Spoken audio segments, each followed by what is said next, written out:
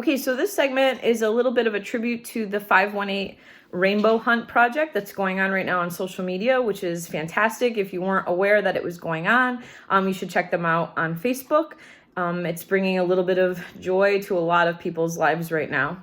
So to start, I'm going to talk a little bit about how rainbows form. There's a lot of physics behind it. So the first thing when viewing a rainbow that you need to know is that in order to see one, the sun has to be behind you, actually. You've never seen a rainbow where the sun was directly in front of you. It's just not possible. That's not how they work. You'll also notice that when you do see a rainbow, it tends to be a day where it is raining, sort of like misting, or it just finished up raining. So on a day like this, when it tends to be a little bit cloudy, it's not just a bright sunny day, there tend to be beams of light that are coming in through the clouds. So that light, that white sunlight is a little bit more like streamlined. It's not just everywhere you can see the beams. And when those beams pass through the water droplets that are in the sky, that are kind of like hovering there, or even if it's still misting or raining lightly, they do a couple of things, the beams of light. So the first thing that they do is they enter into these water droplets, and they're reflected and then refracted out of each droplet. So they enter into the droplet, and the back end of the droplet sort of acts like a mirror, which reflects the water or reflects the sunlight through the droplet back out. And then when it goes from the water droplet back out into the air, it is refracted, which means that it is bent. And upon leaving the droplet, it undergoes a final process known as dispersion. So sunlight is white light. And if you take a look at the electromagnetic spectrum, there are a lot of different types of light. So everything is light, ranging from gamma rays to X-rays, microwaves even are classified as light. But you'll notice that in the whole spectrum, which I have here on my iPad, there's only this one little tiny section where you see like a little rainbow, which they've expanded down here. That's the visible spectrum. So that's where sunlight is. That's the light that allows us to see. And so when you break it into a rainbow, you're taking it from its polychromatic, which means poly means more than one, chrome means color. So it's more than one color. That is your white light. White light is all the colors mixed. So when that white sunlight gets dispersed on its way back out of the water droplets, it's broken into its different monochromatic colors, ranging from red to violet. We know that pattern. We know it as Roy G. Biv, right? Isaac Newton actually was the first one who discovered this and gave us that acronym, that name that we all know and love today.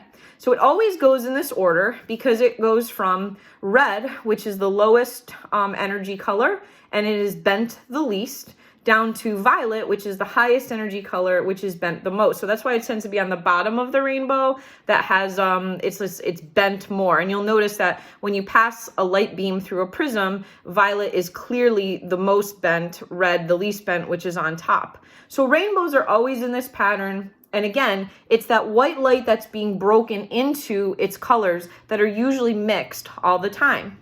Now there are a very, very, very few number of lucky humans, I guess they're lucky, that have an extra cone cell in their eye that allows them to actually see a couple of colors that aren't in that spectrum. And we don't even have names for those colors because the number of people that can actually see them are so few. There are some critters that are actually able to see those colors as well, one of which being the mantis shrimp. So if you've never researched a mantis shrimp, that's an adventure in and of itself. They're pretty incredible little critters. Do that on another day for your science minute.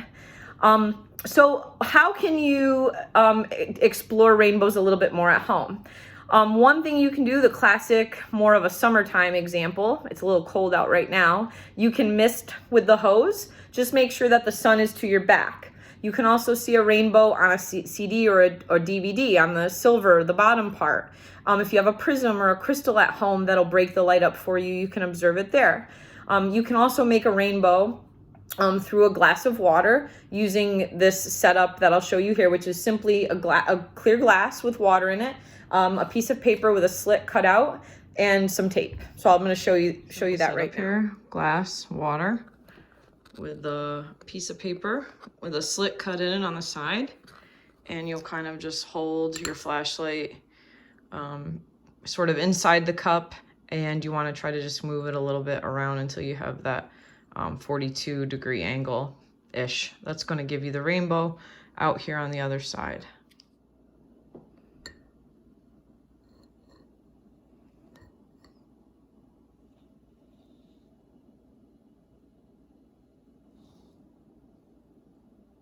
See?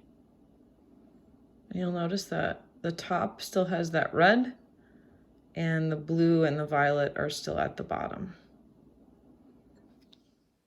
Here's a closer look at what is happening inside of each of these droplets as I was describing. So the sunlight enters in and it is refracted or bent as it enters the droplet.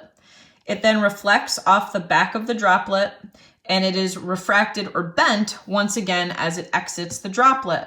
Except this time, upon exiting the droplet, it also undergoes dispersion, which is where it turns from white light into the characteristic rainbow colors that you see.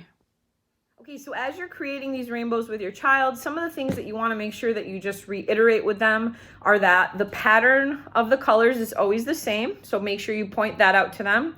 And then when you are creating the rainbows, play around a little bit with angles. So you'll notice that, and you don't have to tell them that it has to be that perfect 42-degree angle, but play with the flashlight and show them that at some angles it works and some angles it doesn't.